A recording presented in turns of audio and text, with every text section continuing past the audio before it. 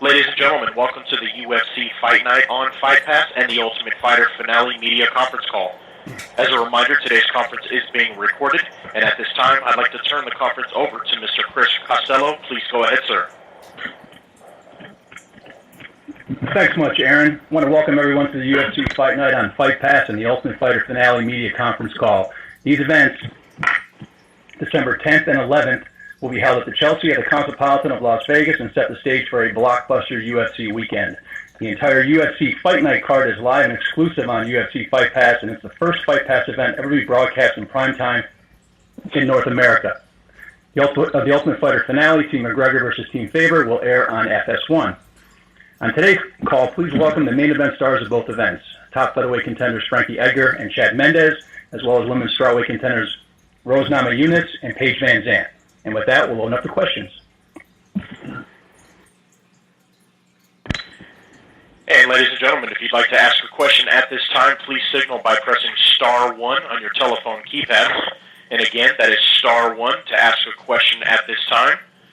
And just as a reminder, ladies and gentlemen, a voice prompt on the phone line will indicate when your line has been opened. And we'll go first to Richard Hunter with KRLB Radio. Yes, hi guys. Question for Rose Namajunas. Rose, this is a pretty quick turnaround fight for you.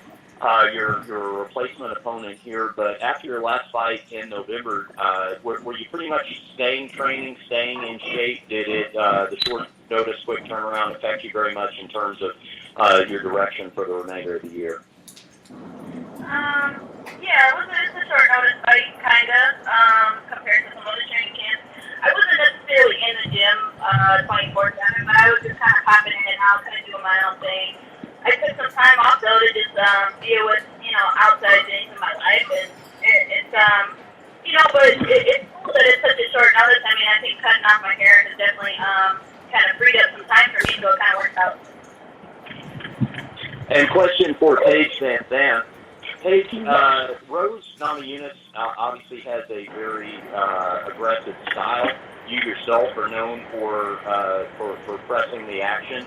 Does this fight look to you like the possibility of being your most aggressive opponent today? Yeah, definitely. I mean, she definitely has a style that's aggressive. She's got a lot of tools in her toolbox. Obviously, I've seen her block submissions. Seen her have a cool stand-up game from the Ultimate Fighter. So yeah, definitely going to be the most aggressive fighter, I think. I mean, I'm trying to remember all my fights. But yeah, it's a great fight. I'm excited for this one. And a question for both ladies. Rose, if you could answer first, and then Paige. This past pay-per-view, we saw Joanna Jędrzejczyk really set the table for awareness of the women's strawweight division along with Valerie Letourneau. Do you guys feel like just since the couple of weeks that have passed since that fight, that there might be a bigger overall awareness to the casual fan of the women's strawweight division? I'll ask Rose first and then Paige.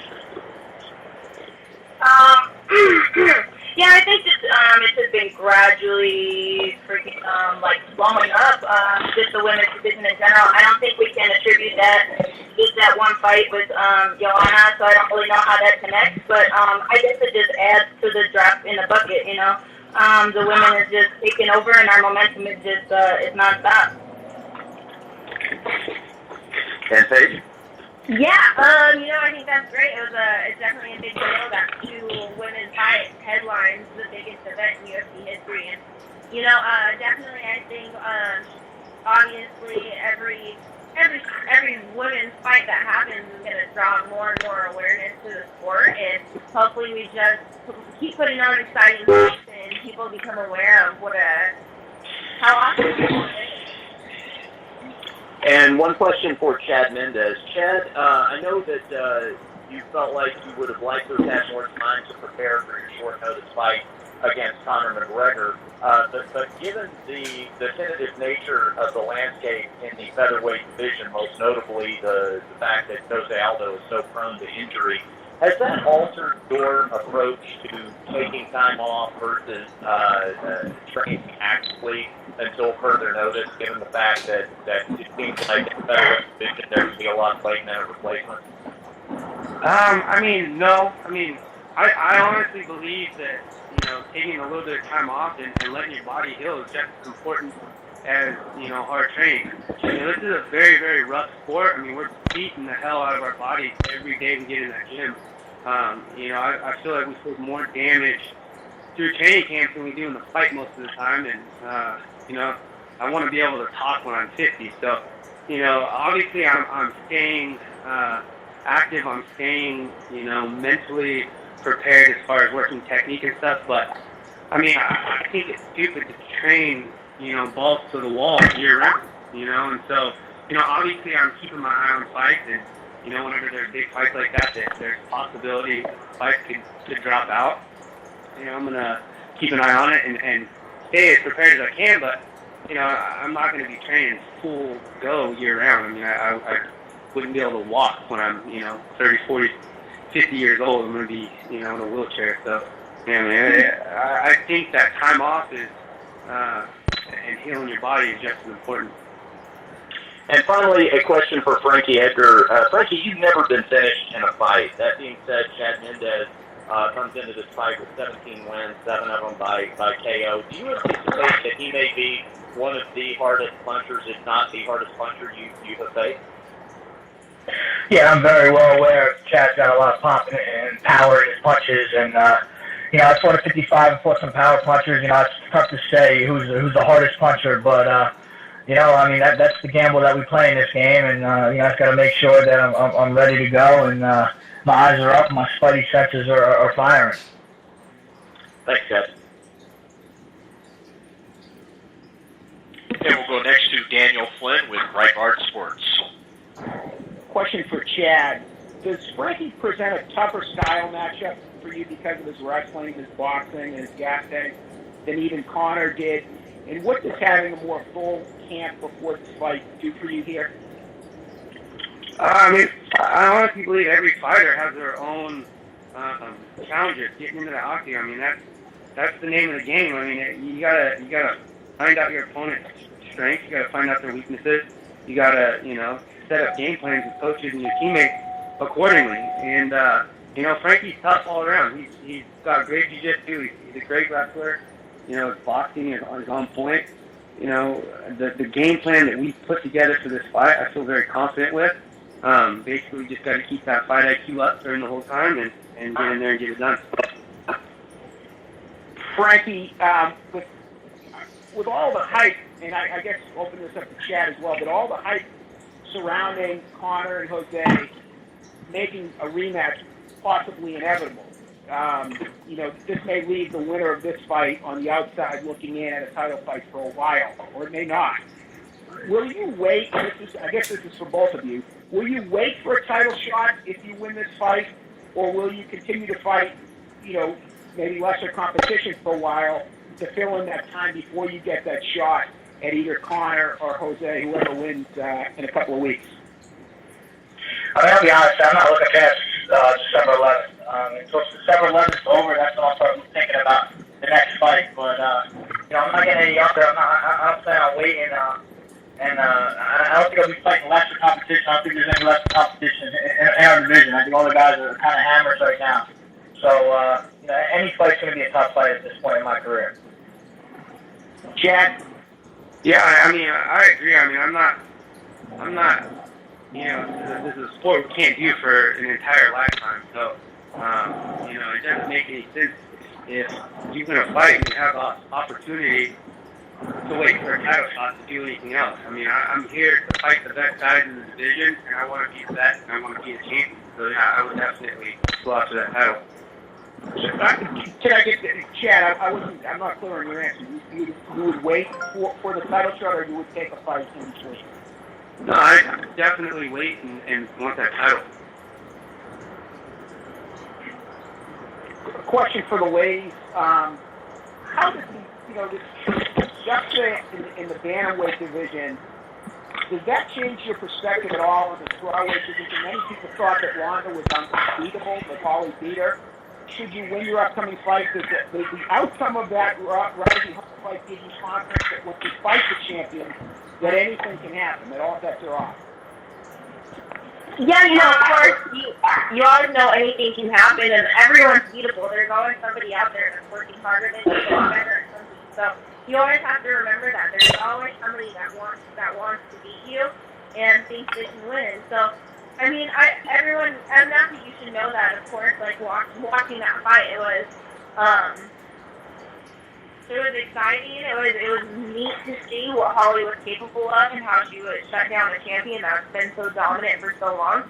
But also, I think it's going to be really neat to see how Ronda comes back from it. Yeah, I think pretty much the same thing, like everybody that seems undefeated and unbeatable, every dog has his day, obviously nobody's seen Ronda lose in that fight, or I shouldn't say nobody, but most people thought she was going to just steamroll through Holly, and it just goes to show that, anything can happen, like you said, and it doesn't change anything for me. My training is the same as always. Just train hard and stay focused on the fight.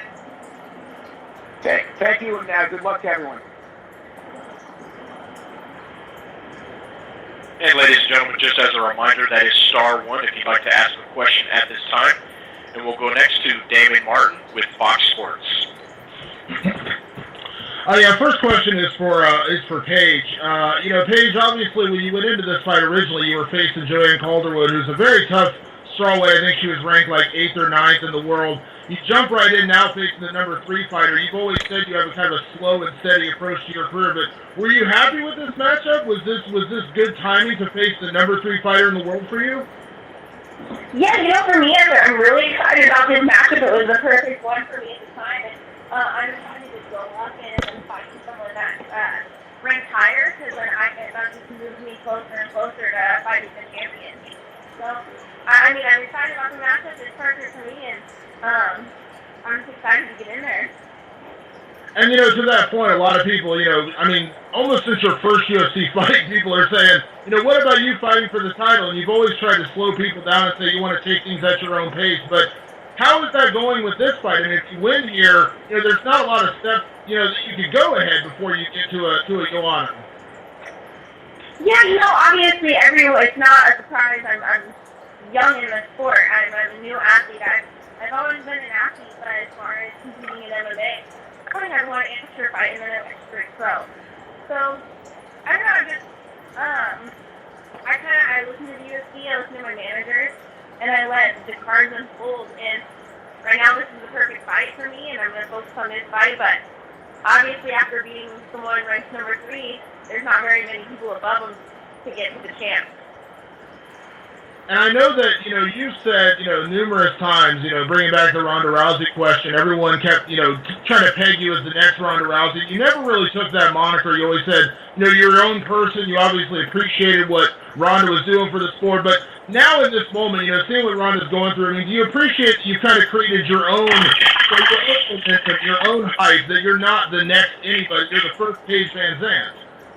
Of course, and even when Ronda was, that's still a tall order. That's an honor to even be compared to Ronda Rousey. Look at how dominant she was as an athlete, and all of the success she has, in and outside of the octagon. It's an honor to be compared to her still, but I definitely want to create my own footsteps. We're very, very different people and very different athletes. We fight different, and we're different outside of the octagon as well. So I definitely want to just create my own footprint, my own path, and my own image in the UFC. And one question for Rose. Rose, coming off the Ultimate Fighter, you had a lot of hype around you. Obviously, you faced a tough fight in Carlos Esparza, but, coming back, getting the win over Angela Hill, do you feel like you kind of rebuilt that momentum, or do you feel like you are kind of starting fresh and new after that long season of the show and then going right into a fight? Where do you feel like you are right now?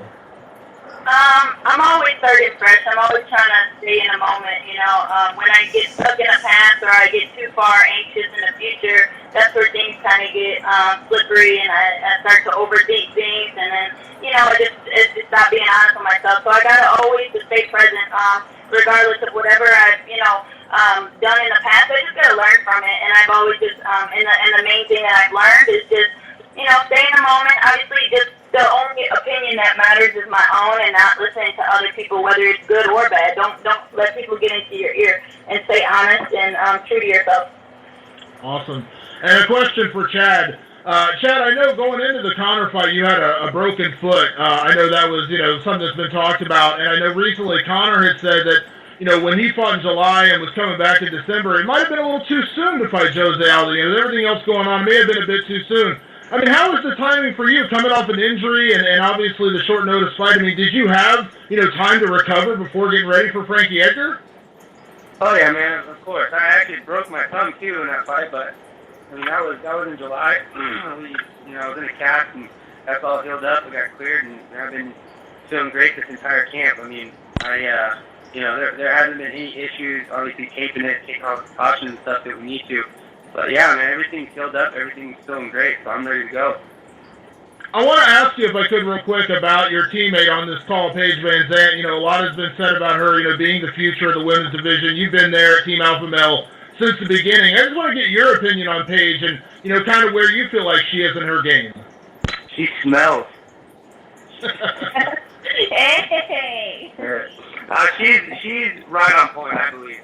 I mean, she trains with us. I mean, she's in there working with all these top-level guys, one of the best teams in the world, and I have total confidence in Paige. I mean, I think the big turning point with me and her was whenever she did the Tough Mudder with me.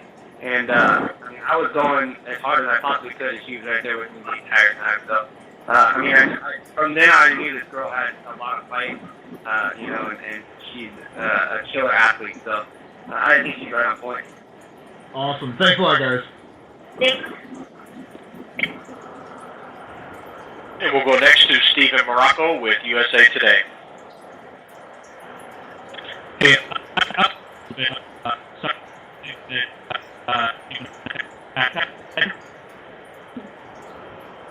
don't know who that was. That was all broken up. I didn't hear any of that. Me neither. Aaron, why don't we go to the next question and we'll see if we can get feedback on the line. Absolutely. We'll go next to Mitesh Karamchandani with Sony 6. Hi, I have a couple of questions for Chad Mendes to start with. Chad, Frankie's last victory came against Team Alpha Male's founding father, Uriah Faber. Going into the octagon, would you be looking to settle the score, or will that play no factor during the fight? And I have another one for you. You took up the last fight with Conor on very short notice and would be looking to prove a point against Frankie. The winner also moves 1 inch closer to facing the winner of McGregor and Aldo. Can you tell us if your game plan would still be taking Frankie to the ground, or if you'd be more comfortable standing up? For the first one, Frankie just fought Faber. It was a decision. I got to see a lot of things go on in that fight. That's great for me, just being able to train with Uriah on the daily and know strengths, weaknesses, what to work on. I feel like that's a huge step in my favor. As far as the second one, I'm looking to take this fight anywhere it needs to go. I feel very confident with my wrestling, obviously my hands, my ground game, everything is on point. So I feel very confident anywhere it goes, and we're just going to take it this fight at a time, and then we'll deal with what comes next after that. Great.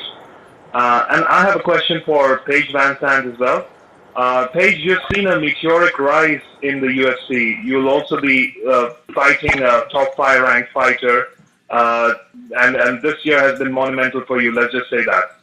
Can you give us your thoughts on what this fight means for you? A chance to break into the top 5 and beating one of the best strawweights in the division? Of course, I'm excited about this match. I'm excited to beat someone in the top 5 and continue to move up in the rankings. It's a great fight for me, and I'm excited for it. I'm just excited to get back in there, and I'm not going to look past this fight as far as the future goes. I just plan on beating Rose on December 10th, and then whatever the UFC calls me with after that, I'm going to be ready for. Nice. I have one for Frankie as well. You're riding on a 4-match Frankie. You're riding on a 4-match winning streak, and a win against Mendes will cement your spot as the number 1 contender. Going into the fight, do you still have any animosity towards Mendes?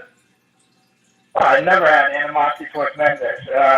You know, he's just the next guy that I got to fight to get what I want. You know, and you know we have that competitiveness thing going on, but there's no animosity at all.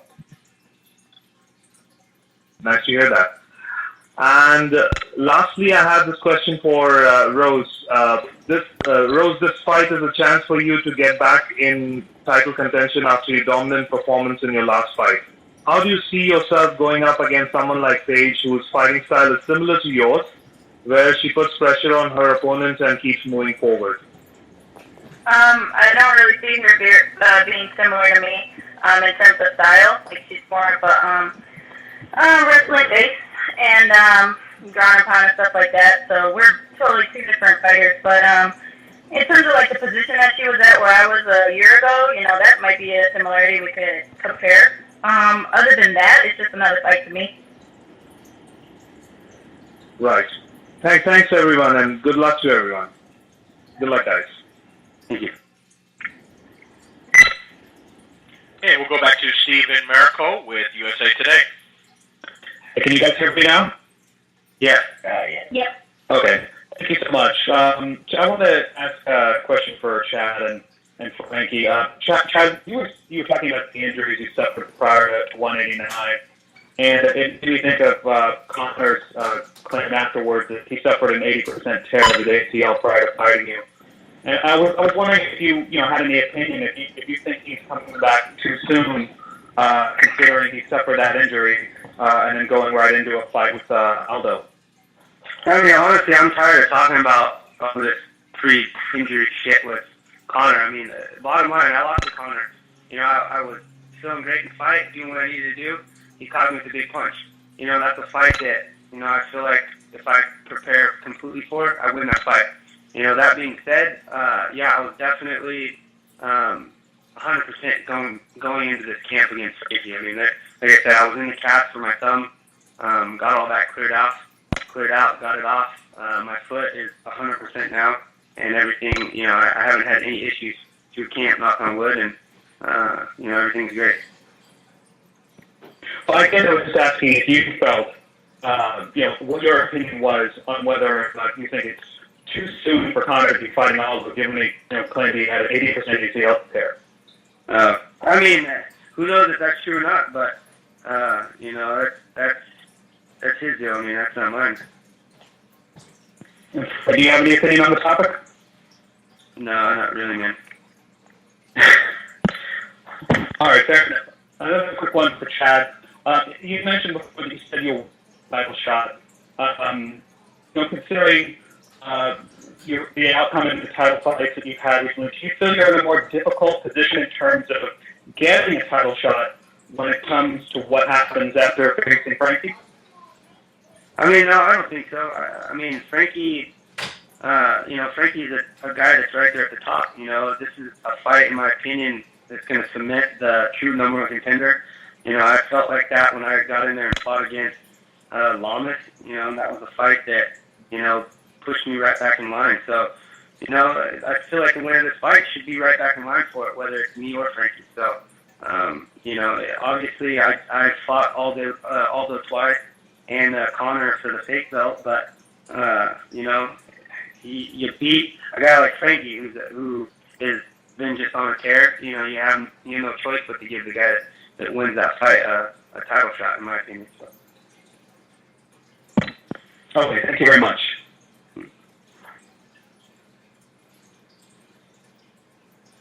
And we'll go next to Emma Branford with 5 Rounds with Emma. Hi, I've got a question for Chad, please. What do you feel will be the deciding factor in the fight with Frankie? And have you been focusing on any one particular area of Frankie's to try to exploit this in your fight coming up? You know, I feel like me and Frankie have pretty similar styles as far as our boxing and wrestling. I feel like I have a little more power. People say that he has the speed advantage there, but, you know, I think ultimately this is going to come down to heart. You know, I mean, this is a fight that, you know, I'm not going to back down. I know Frankie's not going to back down. You know, it's going to come down to grit and who wants it the most. You know, we both have that wrestling background, and we have that ability to grind. So, you know, this is a fight that, fight IQ is going to play a huge role in the heart. So we'll see. Okay, thank you. Sorry, what was that? Okay, and we'll go next to Kasper Rozalowski with Submission Radio Australia. Yeah, hey guys. I just want to ask a question to Frankie Edgar. Frankie, I'm just wondering, what have you been told in terms of title stipulations in regards to this fight? Have you been guaranteed the next shot with a win over Chad? I haven't really been guaranteed anything. Speaking of Dana, he pretty much said you still know what's going to happen with Aldo and McGregor, and a barn burner between those guys. I mean, I think the winner of our fight should get the next title shot. Especially me coming off 5 straight wins over top-notch guys. But again, nothing's guaranteed, and I'm not banking on anything. I just got to make sure I take care of business December 11th and put myself in the best position to get that title shot. Sure. Before you mentioned that you're not looking past, obviously, the date that you are fighting Chad Mendes on. You also mentioned that you're not getting any younger. It's been almost 3 years since your last title shot. It feels like you've been in the queue for another shot for a very long time. At 34 years old, do you feel like this, possibly is one of your last, if not your last, big title runs? I don't know. I'm not putting a date on anything. I feel great. I don't feel like I'm getting older. It's just the fact that, time's ticking, and I don't want to sit around and wait for anything. I do want to stay active. I want to make money. I feel like I'm getting better as I go along, so I don't want to be sitting dormant at all. Sure. And just in terms of the fight itself, and I guess the matchup, a lot of people have compared the way that you and Chad are somewhat similar. Obviously, you've got more volume with your strikes, possibly Chad Mendes, possibly with the knockout power. In terms of the wrestling, do you think that's going to cancel each other out and you guys are sort of going to be forced to stand against each other? I mean, it could. You never know. I mean, it could cancel each other out, or we both land takedowns and end up on the ground. I mean, anything can happen, man. That's the beauty of fight. You never know what's going to happen. And, especially with styles like Chad and myself, I think we mix it up pretty well. So I'm expecting this to touch every part of the octagon. And Chad, just in terms of your, obviously, preparation for Frankie Edgar, Frankie's last opponent, obviously Uriah Faber guy you train with a lot. Just wondering if you've been given any great insights and how much of a factor Uriah Faber has been in your training and preparation for Frankie. Yeah, I mean, of course, they were fighting the day after me, so that, makes it great that, he just fought Frankie and he's going through an entire training camp with me. So, we've been training a lot for this fight. Obviously, we sat down, rewatched the fight a few times, with with Faber, and came up with a solid game plan. So, yeah, it's definitely something we talked about and gone over. Awesome. Thanks for your time, guys. Good luck. And that does conclude the Q&A portion of today's conference. I'd like to turn it back over to Chris Costello for comments and closing remarks.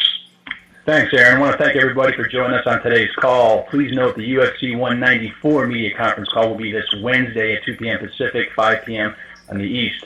Fight Week activities beginning a week from tomorrow with UFC Fight Night on Fight Pass Open Workouts at the MGM Grand. An updated schedule of events for the entire week will be sent out today. Everyone please have a great day, and we'll see you next week in Vegas. Take care. And this does conclude today's conference, everyone. We thank you for your participation. You may now disconnect.